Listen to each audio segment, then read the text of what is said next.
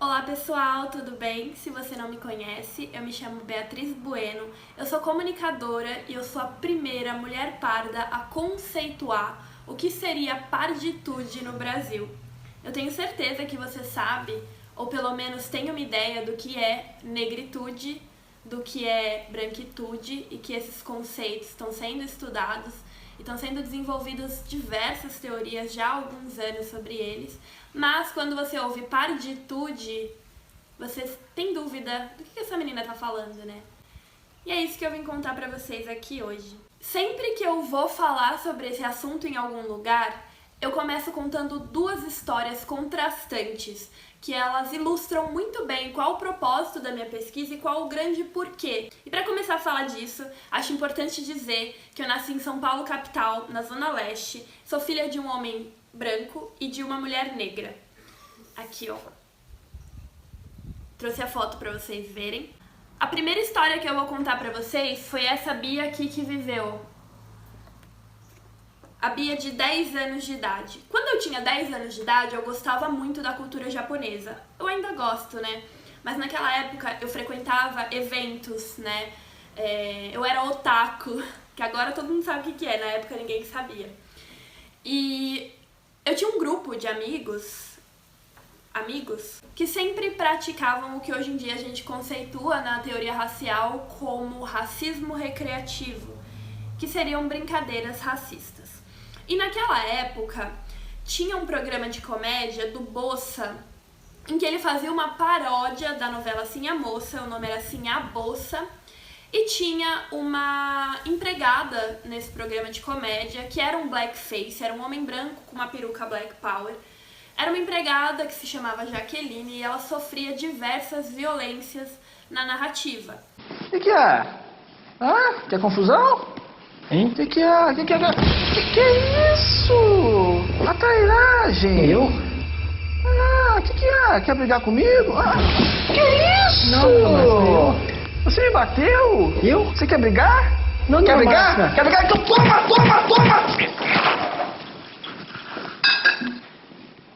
Desculpe, minha sobrinha, que às vezes com os empregados a gente tem que agir com um pulso firme. Esses amigos que eu tinha nessa época, eles assistiam isso, achavam muito engraçado. Isso é ali por volta de 2010, mais ou menos, 2009. E eles acharam que seria legal colocar o meu apelido de Jaqueline. E teve um dia, que foi o dia que mais me marcou, que eu estava ajudando uma dessas amigas a lavar a louça e ela pegou o pano da pia, o pano que estava úmido, e ela torceu o pano, enrolou ele assim e ela deu uma chicotada, sabe quando você rechicoteia o pano molhado, na minha perna, com tudo, e aí ela gritou: Jaqueline, sua vassala, sua preta, e ria, volta aqui, Jaqueline. E aí nesse momento eu saí correndo pela casa, gritando, pelo amor de Deus, pra ela parar com aquela brincadeira, porque aquilo estava me machucando. Foi a primeira vez ali que me machucaram fisicamente, que eu senti dor por ser quem eu sou. E eu não entendia, eu não conseguia compreender aquilo, eu achava que era apenas uma brincadeira. Mas eu me sentia muito mal. Eu era uma criança. E agora a gente pula para 2019, aqui em Rio das Ostras, que é onde eu moro atualmente. A gente teve um passeio da faculdade para um quilombo, o Quilombo da Machadinha. Fica aqui em Quissamã, perto de Rio das Ostras, no Rio de Janeiro. E quando eu fui para esse passeio, eu fui com amigas minhas da época que eram negras, em sua maioria. E nesse passeio, uma dessas amigas negras achou que seria legal pontuar o quanto a minha presença ali era de uma branquela no meio das pessoas pretas.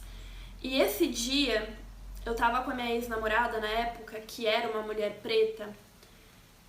Eu fui para um canto com ela e eu chorava tanto. Eu chorava tanto, mas tanto, que parecia que o mundo ia acabar, assim. Eu não conseguia entender aquilo que estava acontecendo, ao mesmo tempo eu mesma sentia que eu não pertencia, que eu não fazia parte àquele quilombo. Esse quilombo é uma senzala que vivem ali, as pessoas que têm os seus antepassados direto, que foram pessoas escravizadas. Então são pessoas muito escuras, né? Não tem pessoas mestiças lá. Então eu olhava aquilo e eu pensava, eu não pertenço a esse lugar. Só que qual lugar eu pertenço? E com essas duas histórias a gente tem dois momentos de exclusão baseada na raça. Um momento vindo por pessoas brancas e outro vindo por pessoas pretas.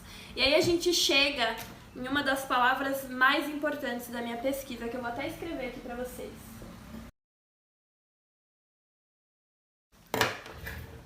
A experiência parda é marcada pela ambiguidade. Então, a partir do momento que você tem uma tentativa de imposição de um sistema binário de identificação racial, em que ou as pessoas são pretas ou elas são brancas e pardo não existe, pardo virou papel, as pessoas pardas serão lidas em alguns grupos como brancas, em outros como pretas. E quando essas duas histórias aconteceram, eu achava que o problema era comigo. Hoje em dia, eu tenho uma comunidade de mais de 14 mil pessoas no Instagram compartilhando experiências semelhantes de ambiguidade racial, onde essas pessoas experienciaram o racismo muito fortemente e a exclusão do pertencimento ao movimento racial. Essa história que eu contei pra vocês em 2019, eu já me autodeclarava como parda e eu já estudava raça, eu estudo há muitos anos, mas eu ainda não tinha toda a força e a coragem que eu precisava para falar isso em voz alta, como eu falo nos dias de hoje. A pesquisa nasce quando eu começo a pensar qual a necessidade dessa criança. O que ela quer? Ela quer ser negra? Ela quer fazer parte de uma negritude? E eu percebo que não. Eu percebo que essa criança, ela se viu como um meio termo, ela é uma menina mestiça que desde o início da vida sabia o que era mestiça. O que ela não sabia é que, sendo mestiça, o racismo afetaria ela. Porque na geração que eu cresci, a consciência racial veio tardiamente. E veio tardiamente para pessoas pretas. Para pessoas pardas, ainda nem veio. A gente ainda nem tem esse direito. Então eu percebi que essa criança, ela não precisava de uma narrativa: ah, eu sofri racismo, então eu sou negra. Não. Ela precisava de uma narrativa: eu sou parda e sofri racismo. Quem vai estudar sobre isso? Quem vai falar sobre a minha experiência, sobre a individualidade dela, entendendo que existem conexão com o que os pretos sofrem, mas que existem diferenças e especificidades nessa experiência que precisam de uma intersecção.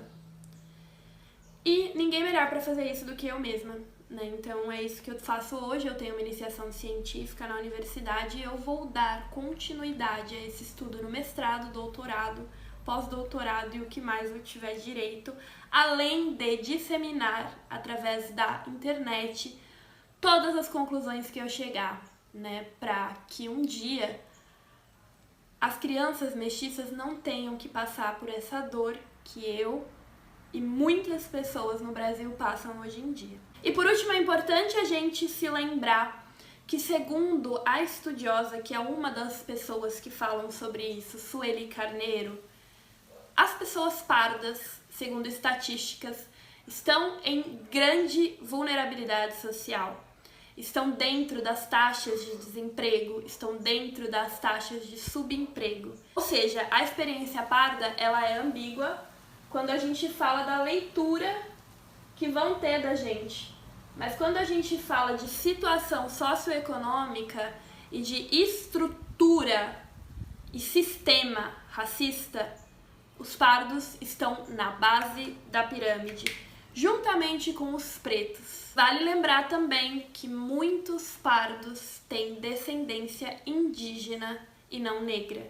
E é por isso que hoje a minha tese, a tese que eu defendo, é que o pardo não é negro, o pardo é pardo. E ele tem o seu lugar de fala dentro do movimento racial a partir dessa intersecção, a partir desse lugar da multirracialidade. E se você gostou desse conteúdo, se fez sentido pra você, vai lá no meu Instagram dar uma olhada, a gente tá conversando todos os dias sobre isso lá. O user é @pareditude.